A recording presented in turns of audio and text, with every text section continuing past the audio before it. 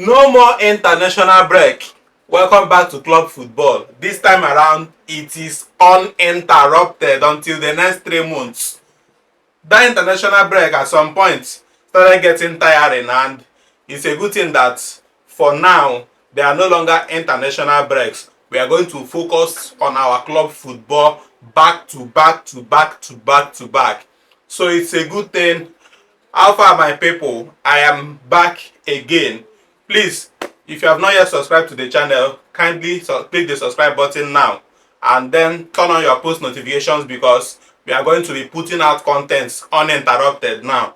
So I am here for the weekend games preview, and I'll be touching on the top teams in the Premier League. Actually, I won't be doing for every team, but I will be previewing the top teams in the Premier League, the likes of Chelsea versus Burnley game, Liverpool versus Nottingham Forest, Man City Newcastle, Arsenal Tottenham, the Man United versus Everton. That should be coming on Monday Night Football. So let's quickly get into the games preview. I'll be starting with the first game of the day, 1:30 early kickoff, Chelsea versus Burnley. Now, okay, let me say Burnley versus Chelsea, because obviously Burnley are playing home. Now, this game is actually going to be a very tricky game for Chelsea. Enzo Maresca has somehow proven to be that kind of manager that always sees the need to rotate his team whenever there is another game he thinks or feels like the next game is more important. He has done that a lot of times, and as much as I don't want it to happen, I still feel like that's what he's going to do now, because Chelsea obviously has Barcelona to play by next week, and this game against Burnley might look like a game he would want to go with a less stronger team. But I feel like if Enzo Maresca decides to do this, that means Chelsea are likely not going to get the massive 3 points required from this game, and it's going to be a big shame. We have lost to Sunderland, which is a newly promoted team. Burnley is the second promoted team we are facing this season, and we cannot afford to drop any points further again, especially against a team like Burnley, where we are even supposed to be gathering all these points. So Chelsea versus Burnley at Turf Moor, difficult game, but I still expect the boys to get the win. Maresca should, even though he wants to alter his strong 11, I still feel like he's supposed to put out players who are strong enough to win this Burnley game. I don't want to come to that game tomorrow and I'll see the likes of Tosin and maybe Achimpong in that centre back. Please, Maresca, I beg of you, don't do that. Give us the strongest people possible tomorrow against Burnley. Let them even use it as an opportunity to train against the game with Barcelona too. So, starting in post, I'd like to see Sanchez, who is obviously the number one, undisputed. Then, the two centre backs, I would like to see Chalobah with either Fofana or Achimpong. Please, I don't want to see Tosin there. Then, in the right back spot, I don't mind seeing Malo Gusto, left back Cucurella obviously. Then, in the centre of the pack, Enzo Fernandez and Moises Caicedo. There are no even other options at this point except Andre Santos, who is likely going to come on as a substitute in the game. Romo Lavia is obviously injured.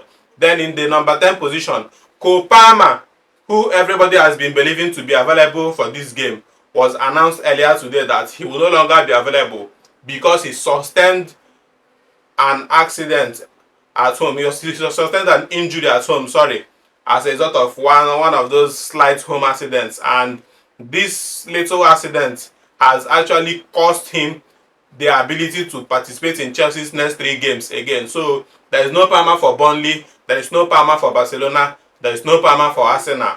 We just have to continue the way we have been surviving all this while. It's not a good news, but there is actually nothing we can do about it at this point. So we'll just make do with what we have. So in his place, we are likely going to see Joao Pedro there. We can also see Bonanote. Then Alexandra Garnacho has been informed, and I see no reason why he should not be starting from that flank again, considering that he even rested during this international break and he's good to go. Gittins came back from the international break with England under 21s. He sustained a little bit of injury there, but it isn't a serious injury, and I'm sure he will even be in the team tomorrow, but I don't expect him to start. I prefer Garnacho in that position. On the right hand side, I want Estevo to start. Let them leave Pedro Neto on the bench. Estevo should start this game. He's on form, scoring in his last 5 starts for Brazil. 5 games in his last 5 starts for Brazil. That proves everything you need to know about this guy and his current form. So he needs to be starting this game as well. Then, obviously, Liam Delap should be the striker for this game. This is what I feel like our team needs now. We need to form some sort of stability in that team to have an 11 that should start games more often so that we can be able to gel, know themselves together, and be able to win games comfortably instead of having rotate people with each and every coming game. The people you see in this game are not the same people you are likely meeting in the next game. Sometimes it doesn't really work well during the long run. So these are the people I expect to see. Obviously, Burnley are a strong team and they have people who are capable of hurting you if you underestimate them or if you don't take your chances. They can actually sit back, absorb pressure, and then when they get the opportunity to hit you on the counter, Burnley will do that. The likes of Anthony, he has been doing that a lot this season. He has got, I think, up to 4 or 5 goals in the Premier League already this season as a result of that kind of tactics that they usually bring out during games. Then this ex-Chelsea player, late Ugochukwu, I'm sure he's out to prove a point in this game and he will do everything possible to make this game difficult for Chelsea, especially in that midfield. So it's not going to be an easy game, but I actually expect a Chelsea win regardless, even if it means a KG outcome to the game, maybe a 1-0, 2-1-0, 2-1, sorry, win for Chelsea. I don't mind, but we really need to win this game against Burnley because the 3 points matter a lot and it's going to go a long way in putting us higher up the Premier League table ahead of our next weekend game with Arsenal. So Chelsea, Burnley, and Maresca, please do the needful. We don't want plenty stories or drama in this game. Maresca, please. Then second game of the day, Liverpool's match against Nottingham Forest. See, Nottingham Forest caused Liverpool's first loss of last season and it was also at Anfield, Liverpool's home. Now Liverpool are playing at home again. Coupled with the fact that Liverpool are not so good now. They lost their last game before the international break 3-0 against Manchester City, and I believe the international break has given them that opportunity to at least reshape their team, try to gain more confidence. Although they have lost Florian Wirtz to injury, to a muscle injury. Frimpong is not available, but I think Isak is back from his injury too, so he will be available for this game. Nottingham Forest are a team trying to revive their early season slumps and they are not entirely doing well in the early part of the season. But now they have started gathering decent results. If they cannot win, they will take a draw, which is not usually a bad outcome for them, being a team that are currently in the situation they are right now. So this is actually a game that Liverpool should be aware of and they should be wary of at the same time because Nottingham Forest has this capacity to hurt you if you don't take your chances against them, and they know how to defend compactly. Their defense can be very compact when they are trying to secure a point or a win. So Manchester United fell victim of this in their last game with Man United 2 weeks ago. Liverpool can also be victims if they don't take time in this game. Like I said, Wirtz will not be playing this game. Frimpong won't be playing this game. But Isak is back. Every other person for Liverpool is available. Salah is available. Ekitike, Szoboszlai. There are 2 centre backs. Okay, then Alisson too is not yet back. So I think Mamajidavani will also be the one in goal for Liverpool in this game. Liverpool, Nottingham Forest at Anfield is going to be a difficult game, obviously. But I still expect at least a Liverpool win in this game. I don't see Liverpool losing this game. They are at home. But I expect them to win this game unless they just decide to mess up the whole game for themselves, which is going to even in turn be a good thing for the rivals who are chasing the top four pack. But Liverpool should win this game, I believe. Then, in the next game of the weekend, Newcastle versus Manchester City. Not really much to say about the game. Haaland is in great form, actually, obviously. And Newcastle are also trying, but they are not in that form where people believe they are supposed to be. But then, games like this, Newcastle usually know how to grind results from games like this against the big boys. Manchester City, they are not going to sit back for Manchester City. They are going to play. They are going to come out, utilize their game plans and do whatever they believe they can to beat this Manchester City team. But then they should be wary of Erling Haaland, who is in the form of his life right now. He just took his country to the World Cup for the very first time in 28 years. He has not been born the last time they were in the World Cup. But Haaland single-handedly took Norway to World Cup. That means like the guy is on fire. He's a robot, and everybody has seen that from him this season.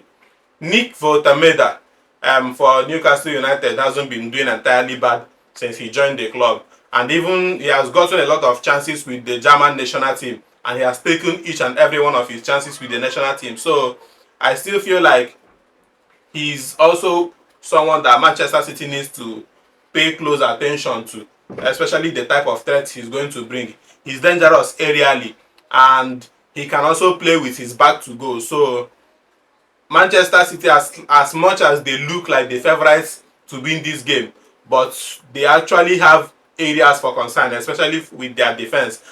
Newcastle has players who are pacey, the likes of Ibanez and Anthony Elanga from the flanks. Man City have had a few of their own injury issues, especially the likes of Rodri, who has really been inconsistent and unable to keep up with his form since his ACL injury return. He has been in and out of the team and has not even been able to maintain a consistent run of games. So he's currently out for this game. But I think outside Rodri, every other person for Man City should be like he's the major absentee for this team. Everybody for Manchester City should be able to return. Ryan Cherki is already back and firing with Haaland. Mamouche is back too, even though he's also gearing up for AFCON exit very soon. So, but then Manchester City have a decent team, or should I say a good team, who are capable of going all the way, winning this game and going all the way for the Premier League title challenge. I cannot even lie, especially with that man up front, Erling Haaland.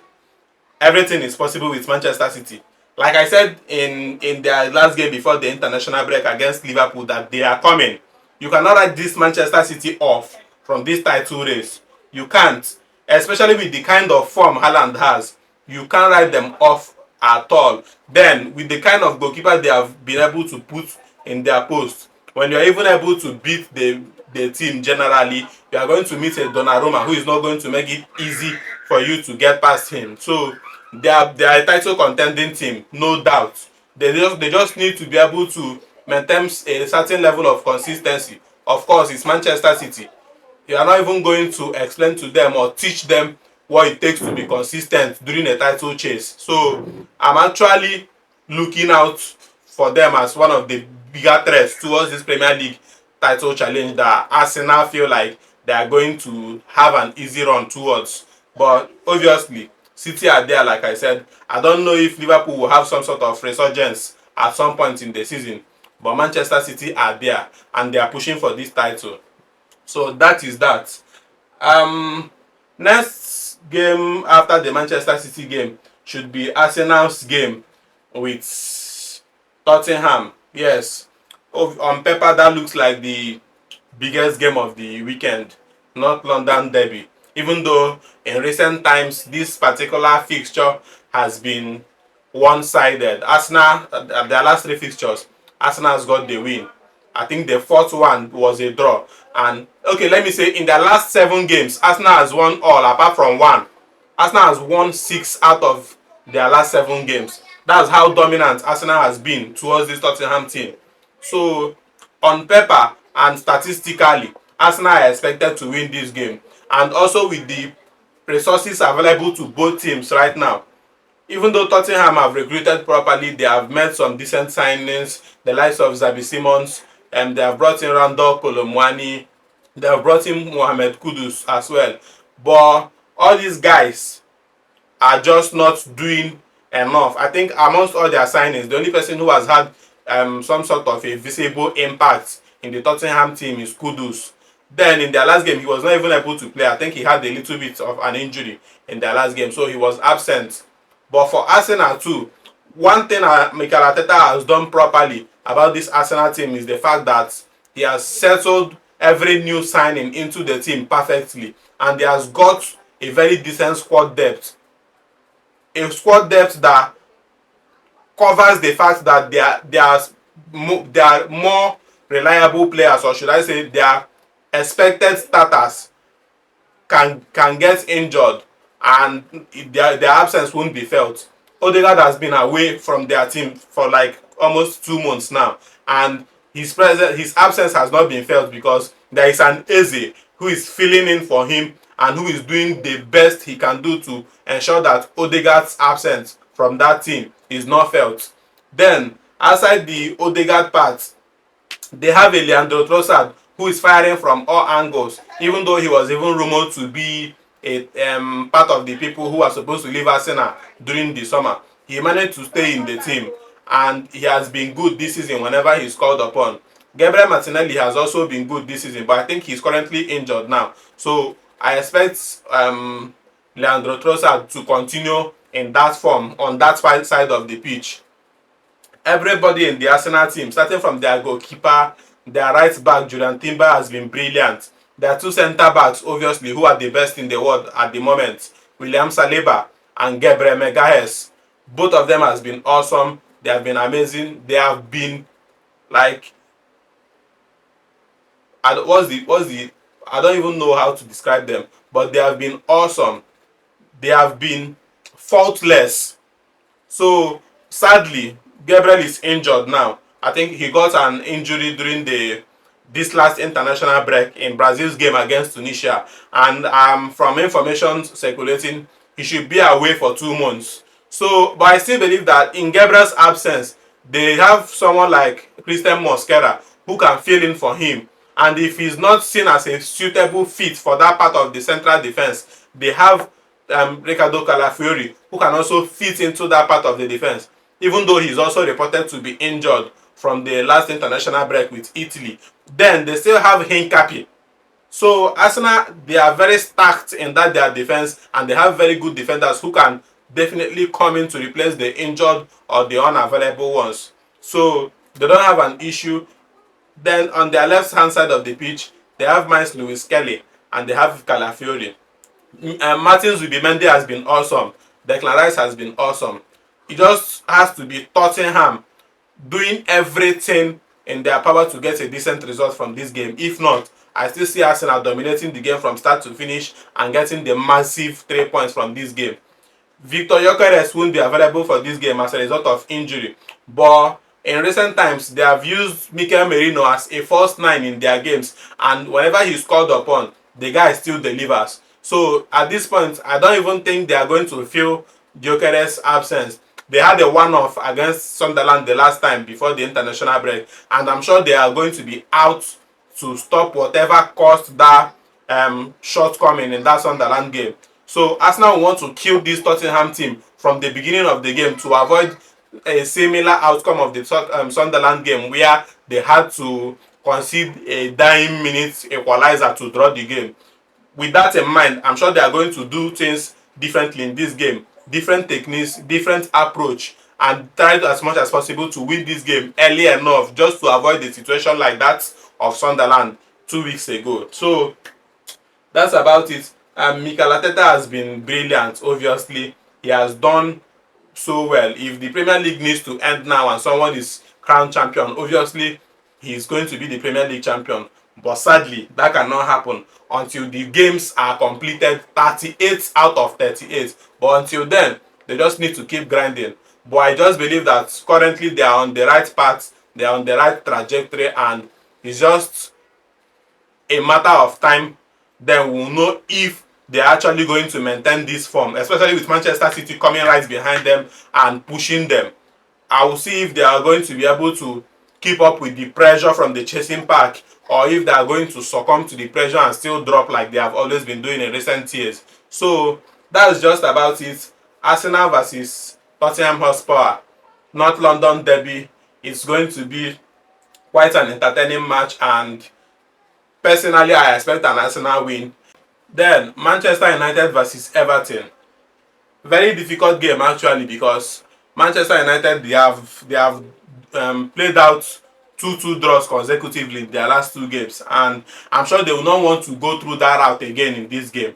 Everton are a very difficult team to beat, and the fact that they are coming to Old Trafford should make it a little bit easier for Manchester United. But I think what they should avoid in this game is the fact that they should not let Man United take a lead in this game. Man United have succumbed, they have sacrificed their leads against Nottingham Forest, and they also sacrificed their lead against Tottenham, that they even had to battle out an equalizer later in the game. Now, if Everton allow Man United to take a lead in this game, I doubt Man United will give them that opportunity to get back into the game like they have done in their last two games. I'm sure that is something they don't want to allow for a third consecutive game. So Everton should, obviously they have very good players, the likes of Jack Grealish, Iliman Ndiaye. They have that Barry from Villarreal that they signed. They have Kenan Dewsbury Hall. They have Idrissa Gana Gueye, who is doing a very good job in that defensive midfield, cutting out danger, intercepting and tackling every attack that comes towards them, and protecting their backline as effectively as possible. They also have a Jordan Pickford behind, who has been decent and in fine form this season. So it's not going to be an easy game for Manchester United. And if they don't do the basics that are expected of them in this game, Everton are going to hurt them so bad. Obviously Man United are playing home, which is supposed to play a little part in their favour. But sometimes, you know, the Premier League, it doesn't need to be in your home before you give a good performance. Your opponents can actually make it very difficult for you, despite you being at home. We have seen it in a lot of games. Even Sunderland had to beat Chelsea at home, a promoted Sunderland. So Man United on their side, they have injuries, yes. The likes of Benjamin Sesko, Harry Maguire won't be available for this game. But I still believe that the available players currently are still able to grind out a decent result in this game. They have Lemens, their new goalkeeper, who has been brilliant since he was introduced in their first 11. And then there are centre backs of Leny Yoro, Matthias Delight, who is arguably one of the best centre backs in the Premier League this season. Leny Yoro, Delight, and maybe Luke Shaw as the complete back three for them in this game. The likes of Mazraoui or Diagodolo can play out on that right flank.